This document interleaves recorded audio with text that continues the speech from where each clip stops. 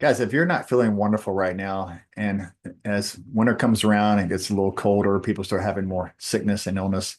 A lot of time you think, well, I caught this from somebody. That's not always necessarily the truth.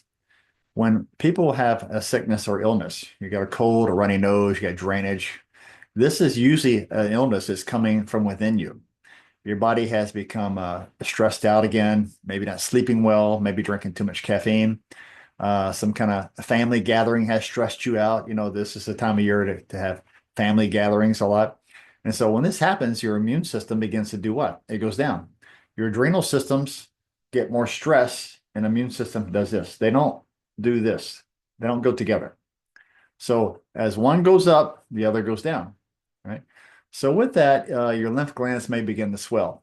And if you have that pH paper, we have it here for you if anybody needs some, but if not, find it online. In the morning, get up, take your pH strip and just test your saliva. You can test your urine, not on the same strip. Take a separate one for the urine. But when you do the pH strips, guys, 6.8 to 7.4, that should be your mouth.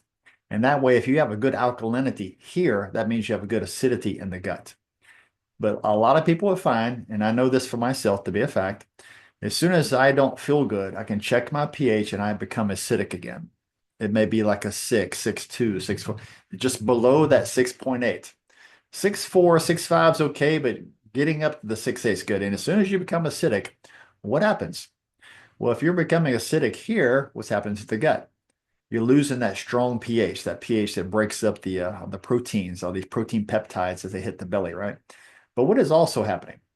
What is happening is the stomach is losing its filter because as you have food come into the stomach itself, that stomach has such a high pH and that hydrochloric acid in there, destroys the invaders, bacteria, viruses. If you have parasite eggs, in every restaurant in town, if they're cutting up some meat, they have beef tapeworms on their counter. Just lovely, right? Beef tapeworms. So what happens? They get to the gut, the acidity destroys the eggs. But as soon as that happens, as soon as your pH begins to change in the wrong ways, those bugs and invaders can get through. If you touch a doorknob to a building, as many other people touch that doorknob. Maybe Farmer Brown, who's got a bunch of pigs and hogs and all these cows and goats, and he has a bunch of parasites on him. He touches that doorknob, you just touch it, and you kind of rub your eye or do this. Any kind of way touching your face, which is don't touch your face, right? Is you're going to get parasites in your body. Right?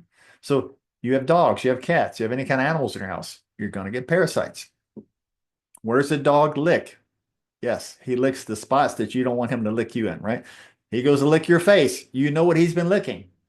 Those are parasites coming out his other end. Cats are the same, guys.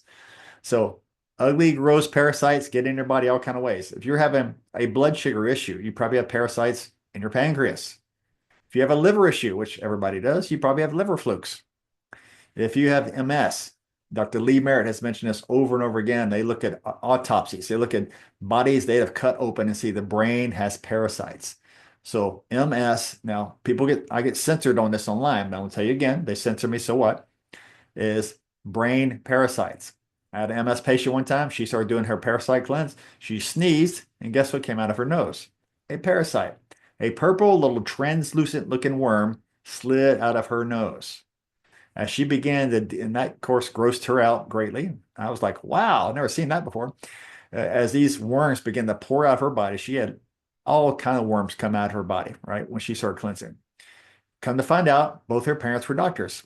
She had a mother and a father who were both ER doctors. And so as a kid, guess what she did? She played on the floor in the emergency room. How many sick and diseased people come through emergency rooms? A lot. So she got tons of exposure to parasites, right? And I'm not making this whole talk about parasites, but we're looking at pathogens, things that invade the body, right? And so once she released her parasites from her body, guess what happened to her so-called MS? It went away. Right? And this has happened to us on several occasions. And I'm not going to say that I'm treating MS. I'm not going to say that I'm an MS doctor. Don't ever put that phrases to my name. But I'm going to tell you this: when I work on your body and you do detoxes, bugs will leave your body because they will die. Right? When you change the pH and make it an environment where they love to be in there, you get acidic in your body, they're going to love to thrive. Mold, yeast, Cancer cells, right? Cancer cells, yes, they don't like an alkaline body. Any cancer patient comes in, they do the pH strip. Guess what they see? 5.5. They're the same color as that tape. How can that be so consistent? Because it is. It's one of those facts about the body. When the pH gets off in the body, they have trouble digestion. They lose their filter through the stomach because now all the pathogens are having a little party. They're getting through the stomach. All these eggs are getting through these bacteria. So you're getting sick from all the other people that way. But also you're getting sick from where? From yourself. Because whatever pathogens you have, which everybody's got a bunch of pathogens, right? Is when your body's pH gets off, your immune system gets down, like we discussed, adrenals are going high, then they begin to have a little fiesta in your body, a little party happens, right? And so this is the main way of disease is touching things from other people, touching your own face, getting these bugs in your body, but your pH, guys. So as soon as you begin to change the pH, you become to make an environment in your body that's not happy for the bugs to live in. They get evicted or they want to be evicted. And so any organ or gland you're having trouble with, you probably have parasites on it. Once again, thank you, Hilda Clark, who mentioned this over and over again. So guys, the question I'm going to have next is what? Well, Dr. Price, how do I change the pH in my body? It's the same thing, guys. What I've been telling people for ages and ages since the mid 90s, you have to cleanse. You have to start cleansing your body and get the pathogens, get the chemicals, get the things out of your body for your pH to change back. But what is the most alkaline thing on the planet that you can put in your body right now? Anybody know? Himalayan sea salt. Himalayan sea salt, as you put this into your water, 84 trace minerals, it's alive, it gets a resonant frequency off of it. As you drink it, it makes your aura or your biofield expand because it's alive. It comes deep from in the earth. At least the original stuff does.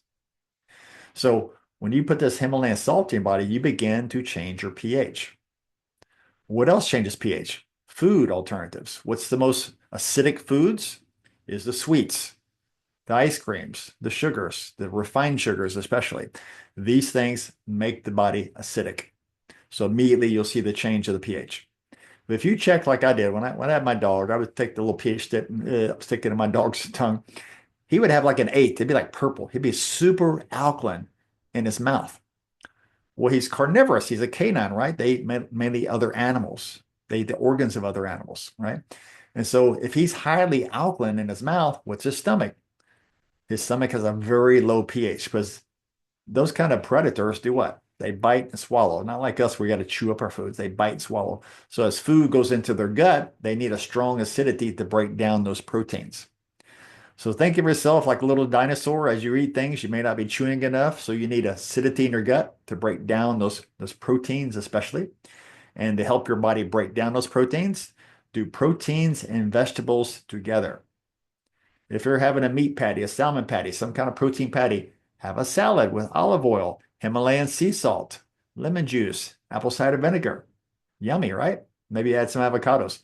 That is a basic meal that I eat all the time, is a protein and these salads with these things on there. This knows how to digest. But if you do the Texas way, since we're here in Texas, here's that big old hunk of steak and here's a big old giant baked potato. A giant war will start happening. You'll feel them doing judo on each other in your stomach. They do not digest well because the pH is needed different. The meat needs highly acidic environment. And the potato, the opposite. Get in there and take over because that's what they're waiting to do. And the yeast, it's your friend. It eats all the dead bodies. It eats dead tissue in your body until it has an opportunity to overgrow and become a pathogen. So guys, gut health, let's take care of it. Get your pH online. Be healthy. Enjoy the holidays.